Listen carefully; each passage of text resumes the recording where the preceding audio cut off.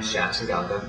I'm a program director here at Daddis Fight Camps. In April, I turned professional in mixed martial arts, and we've had 2 pro bouts in MMA and a professional Muay Thai fight in South America so far this year. And taking a little bit of time off now to heal some injuries, but I'll be back probably early next year.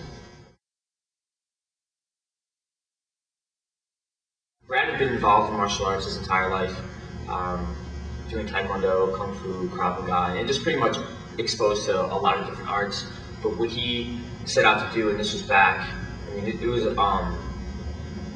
back in 2000, even before mixed martial arts was as popular as it is today. It was still pretty underground. Was set up a true mixed martial arts academy, with the UFC in the early 90s sort of showing or promoting Brazilian Jiu-Jitsu as sort of the premier street fighting or self-defense martial art at the time.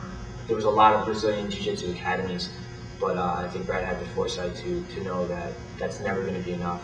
You have to cross-train and take the best from everything. So he set up the first true mixed martial arts academy here in Philadelphia. At that time, it was really sort of an underground and kind of more hardcore thing.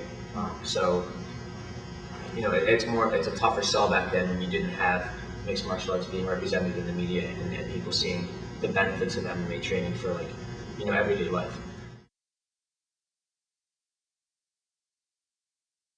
That would probably be the one key factor in the popularity and sort of explosion of mixed martial arts, and it just sort of brought public attention to MMA training and showed what fighters were all about. We're not all sort of crazy underground guys. Once that hit, attendance started to, people started signing up a lot more. And I wasn't working at the gym at the time, but I saw class sizes growing, and it was just really cool because with larger class sizes, with a larger academy, there's a larger talent pool, and so it's really beneficial for everybody to be a part of a sort of a large academy like that.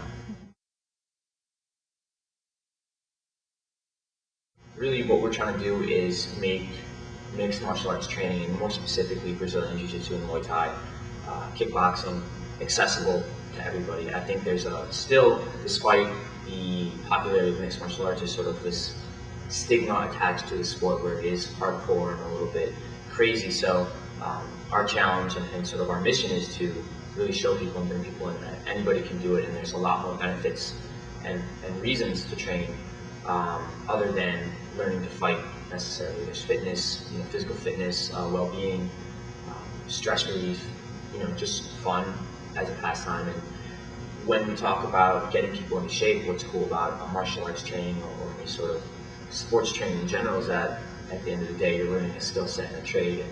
And 30 years down the road, when your career is over, when you're not really, maybe not training anymore, you still have a skill set and sort of a trade that you can pass on.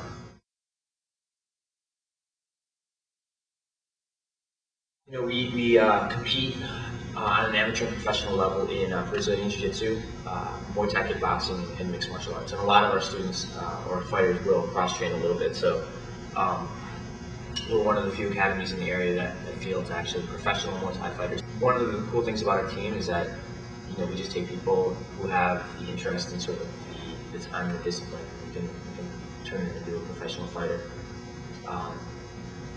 We'll compete in regional shows, and with the legalization of MMA in Pennsylvania, it's been a lot easier for us to get local shows and get a lot more local support to our shows. But prior to that, we would be in Delaware, New Jersey, New York.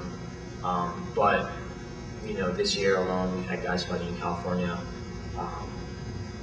Canada, South America, Florida. We're all over the place.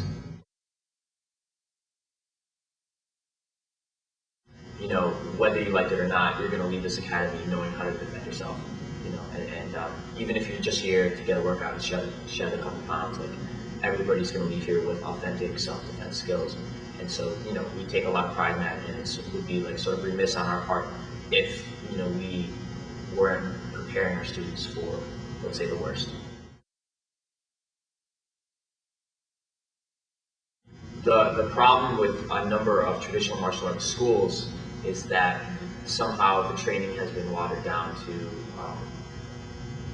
things that, certain drills and such that don't necessarily prepare you to apply the skills. So as long as you're training effectively, with the contact, with sparring, against resisting opponents, anything can be made to work necessarily. I personally, maybe brainwashed, by just my exposure to specifically Muay Thai and Brazilian Jiu-Jitsu. Those are the ones that I have a lot of faith in. But you're starting to see a lot more MMA fighters come in with traditional backgrounds or using a traditional martial arts skill set to some degree and having success. So, it's sort of the fighter, not the art, I would say. So there's really a lot of different avenues to the same goal, which is just being an effective martial artist.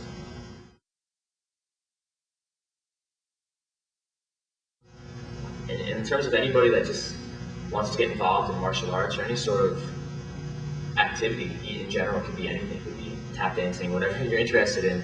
I think the most important thing is to realize is that, the people who are really deeply involved in these things are actually pretty cool people, and they love sharing their lifestyle and what they know. So if there's any sort of anxiety or sort of intimidation in terms of possibly checking it out or seeing if it's for you, I would say that's silly. And in many ways, the hardest part about training or about the lifestyle is just sucking it up and having the courage to walk in and just check it out.